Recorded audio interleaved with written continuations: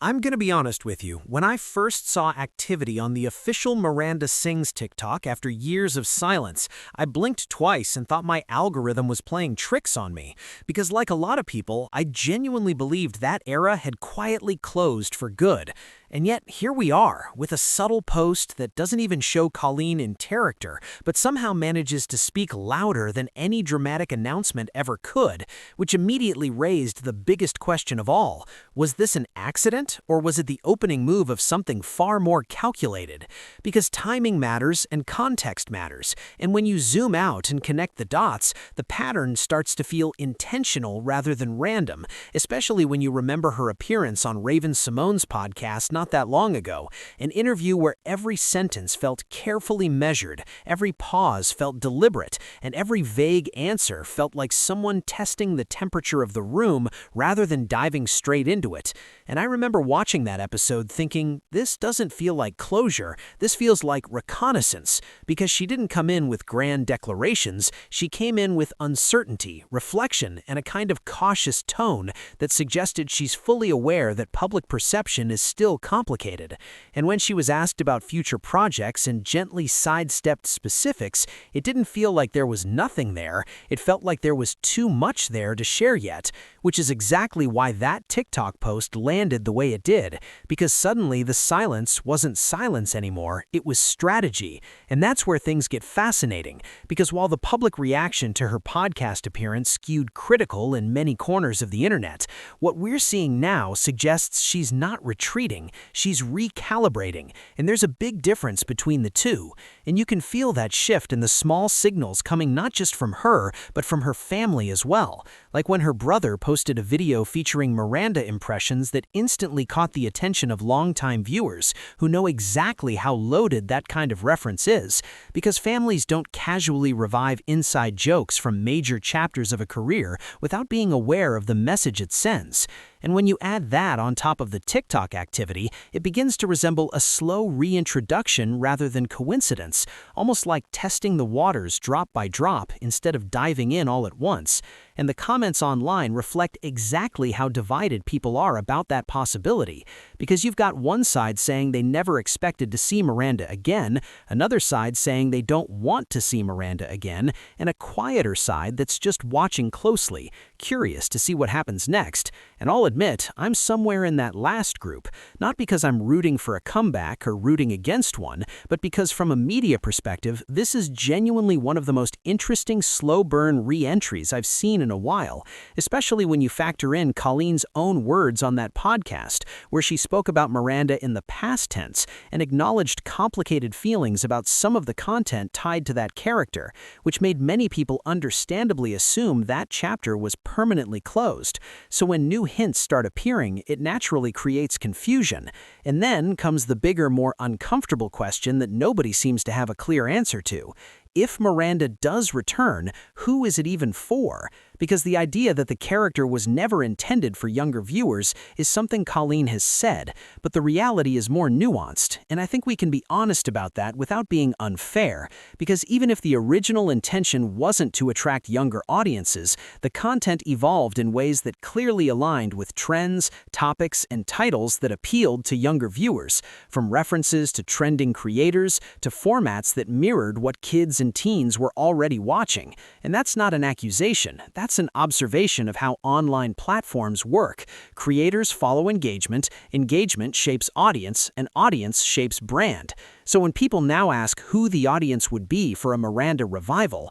that's not a small question. That's the core of the entire strategy, because adult audiences don't seem eager for that character to return in large numbers, and re-attracting younger viewers would raise serious concerns about appropriateness and boundaries, which makes the entire situation feel like a creative crossroads rather than a simple comeback. And yet, while all of this speculation about Miranda continues to swirl, another storyline quietly emerged that caught many people off guard, and that's Colleen's return to live performance, because rumors started circulating about a show in New York City with details that initially felt vague, almost too vague to be real, until it was confirmed that yes, the show is happening, yes, tickets are being sold, and yes, they reportedly sold out, including general admission and VIP options, which is is a moment that deserves a pause, because regardless of how you feel about her, that's a tangible sign that there is still a dedicated audience willing to show up. And what makes that even more interesting is that Colleen herself previously expressed uncertainty about whether she would ever return to touring or live shows, talking about those experiences with gratitude while also acknowledging that she thought those chapters might be over. So this shift from uncertainty to action feels significant, like someone who spent time reflecting and then decided to take a step forward anyway. And the way this show is being promoted is also worth paying attention to, because it's not a massive public campaign, it's not billboards and press tours, it's quieter, more contained, largely happening through Instagram stories, YouTube community posts, and likely through the most loyal segments of her audience, which suggests that this might not be about mass appeal right now, it's about reconnecting with the people who never left. And from a strategic standpoint, that's actually a smart move, because rebuilding momentum often starts with your core supporters before expanding outward. And the show itself, titled Clickbait Cabaret, is being described as a one-time live performance featuring comedy, music, personal storytelling, and appearances from family and friends,